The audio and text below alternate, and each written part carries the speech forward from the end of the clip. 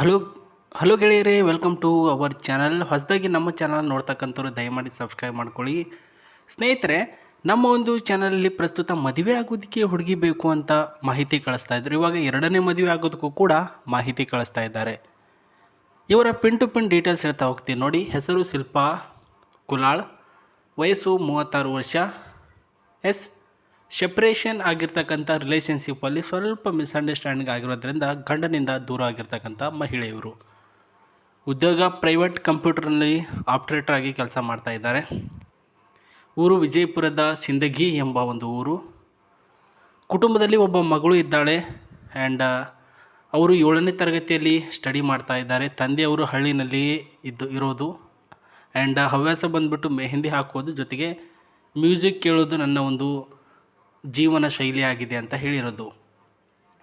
So ಈ ಒಂದು ಮಾಹಿತಿ ಶಾರ್ಟ್ ಆ್ಯಂಡ್ ಸ್ವೀಟಾಗಿ ಹೇಳಬೇಕು ಅಂತಂದರೆ, ಶಿಲ್ಪಾ ಕುಲಾಳ್ ಅವರು ಪ್ರಸ್ತುತ ಬಿಜಾಪುರ ಡಿಸ್ಟಿಕ್ನವರು. ಗಂಡನಿಂದ ಸ್ವಲ್ಪ ಮಿಸ್ಅಂಡರ್ಸ್ಟ್ಯಾಂಡಿಂಗ್ ಮಾಡಿಕೊಂಡು ಬೇರೆ ಮದುವೆ ಆಗೋದಕ್ಕೆ ತಯಾರಿ ಮಾಡ್ಕೊಂಡಿರ್ತಾರೆ. ಹಾಗಾಗಿ ಎರಡನೇ ಮದುವೆ ಆಗೋದಕ್ಕೆ ಒಬ್ಬ ಹುಡುಗ ಬೇಕಾಗಿದ್ದಾರೆ. ಅವರು ನೀವಾಗಬೇಕು ಅಂದರೆ ನಿಮ್ಮ ಹತ್ರ ಈ ಒಂದು ಕ್ವಾಲಿಫಿಕೇಷನ್ ಇರಲೇಬೇಕು. ಏನು ಈ ಒಂದು ಶಿಲ್ಪಾ ಅವರು ಹೇಳಿರೋದು, ವಯಸ್ಸು ನೋಡ್ಕೊಳ್ಳಿ ಆ್ಯಂಡ್ ಇವರು ಕೂಡ ನಿಮಗೆ ಇಷ್ಟ ಆಗಿದ್ದರೆ. ಪಾಯಿಂಟ್ ನಂಬರ್ 1, ದಿನದ ನನ್ನ ಒಂದು ಜೀವನ ಶೈಲಿ ಯಾವ ರೀತಿಯಲ್ಲಿದೆ ಅಂದರೆ, ಕಂಪ್ಯೂಟರ್ ಕೆಲಸ ಆಪ್ರೇಟರ್ ಅಂದರೆ ಕುಳಿತುಕೊಂಡು ಕೆಲಸ ಮಾಡುವಂಥ ಜೀವನ ಶೈಲಿ. ಆ್ಯಂಡ್ ನೀನು ಯಾವುದಕ್ಕೂ ಕೂಡ ಭಯ ಪಡಬೇಡ, ಏನಾದರೂ ಹುಷಾರಿರಲಿಲ್ಲ ಅಂತಂದರೆ ಬಿಡು, ನಾನೇ ಕಂಟಿನ್ಯೂ ಮಾಡ್ಕೊಂಡು ಹೋಗ್ತೀನಿ ಅಂತ ಹೇಳುವಂಥ ಒಬ್ಬ ಗಂಡ ನೀವು ನನಗೆ ಸಿಗಬೇಕು.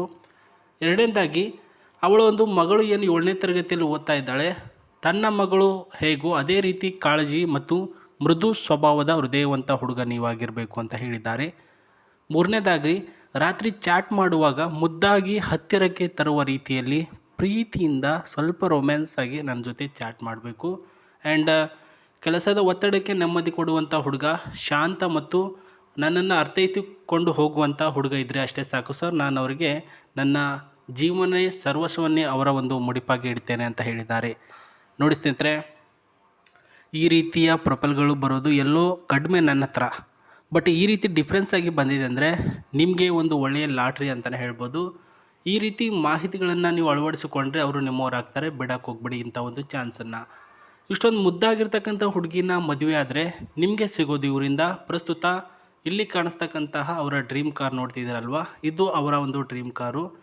ತೆಗೆದುಕೊಳ್ಬೇಕು ಅಂತ ಇವಾಗ 5 ಲಕ್ಷ ರೂಪಾಯಿ ಸೇವ್ ಮಾಡ್ಕೊಂಡು ಇಟ್ಕೊಂಡಿರ್ತಾರೆ, ಬಟ್ ತೆಗೆದುಕೊಂಡಿರಲ್ಲ. ಮುಂದೆ ನಿಮ್ಮನ್ನು ಮದುವೆ ಆದ ನಂತರ ನೀವು ಕೆಲಸಕ್ಕೆ ಹೋಗ್ತೀರಾ, ಅವರು ಕೆಲಸಕ್ಕೆ ಹೋಗ್ತಾರೆ. ಆವಾಗ ಅದರ ದುಡ್ಡಿಂದ ಪ್ರಸ್ತುತ ಇದನ್ನು ತೆಗೆದುಕೊಳ್ಬೇಕು ಅಂತ ಒಂದು ವಿಚಾರ ಇದೆ ಅಂತ ತಿಳಿಸಿದ್ದಾರೆ ನಮಗೆ. ಈ ಒಂದು ಕಾರು ಬಂದುಬಿಟ್ಟು ಎಲೆಕ್ಟ್ರಿಕಲ್ ಮೋಟ್ರ್ ಮಾಡೆಲಲ್ಲಿ ಬರುತ್ತೆ. ಬೊಲೆರೋ ಅಂತ ಕರಿತೀವಲ್ಲ, ಆ ಸಿಸ್ಟಮಲ್ಲಿ ಬರುತ್ತೆ.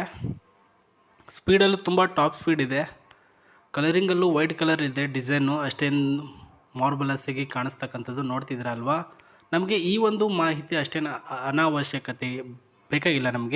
ನಮಗೆ ಬೇಕಾಗಿರೋದು ಅವರ ಎರಡನೇ ಮದುವೆ ಆಗಬೇಕಾಗಿರ್ತಕ್ಕಂಥ ಹುಡುಗನ ವಯಸ್ಸು ಬಂದು 35ರಿಂದ 38ರ ಒಳಗಡೆ ಇರಬೇಕು, ಕನ್ನಡಿಗನ ಆಗಿರಬೇಕು. ಆ್ಯಂಡ್ ಇನ್ನೆಲ್ಲ ಏನು ಹೇಳಿದ್ರು ಮಿಕ್ಕಿದ್ದು ಅಂದರೆ ಪಾಯಿಂಟ್ ಟು ಪಾಯಿಂಟ್ ರಾತ್ರಿ ಸಮಯದಲ್ಲಿ ಇವ್ರ ಜೊತೆ ಯಾವ ರೀತಿಯಲ್ಲಿ ಇರಬೇಕು, ಆ್ಯಂಡ್ ಇವರ ಒಂದು ಬೇಸರ ಕಳೆಯೋದಕ್ಕೆ ನೀವೇನೆಲ್ಲ ಮಾಡಬೇಕು, ಅವರ ಮಗಳನ್ನೇ ಯಾವ ರೀತಿಯಲ್ಲಿ ನೋಡ್ಕೊಂಡು ಹೋಗಬೇಕು, ಅದು ಮೇನ್ ಮ್ಯಾಟ್ರ್ ಆಗಿರುತ್ತೆ.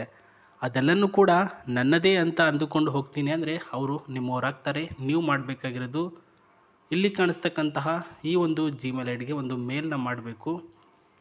ಮೇಲ್ ಮಾಡಿದ ತಕ್ಷಣ ಪ್ರಸ್ತುತ ಅವರು ನಿಮಗೆ ಅವರ ಡೀಟೇಲ್ಸ್ಗಳು ಯಾವ ರೀತಿಯಲ್ಲಿ ಚೆಕ್ ಮಾಡಿದ್ರು ನೀವು ಅದೇ ರೀತಿಯಲ್ಲಿ ಅವರು ನಿಮ್ಮ ಡೀಟೇಲ್ಸ್ಗಳನ್ನ ಚೆಕ್ ಮಾಡಿ ವೆರಿಫೈಡ್ ಮಾಡಿ ಓಕೆ ಅಂತ ತಿಳಿಸ್ತಾರೆ. ಓಕೆನಲ್ಲಿ ಸ್ವಲ್ಪ ಡಿಫ್ರೆನ್ಸ್ ಏನಾದರೂ ಇದ್ದರೆ ಖಂಡಿತವಾಗ್ಲೂ ಅವ್ರು ನಿಮಗೆ ಸಿಗಲ್ಲ ಸ್ನೇಹಿತರೆ.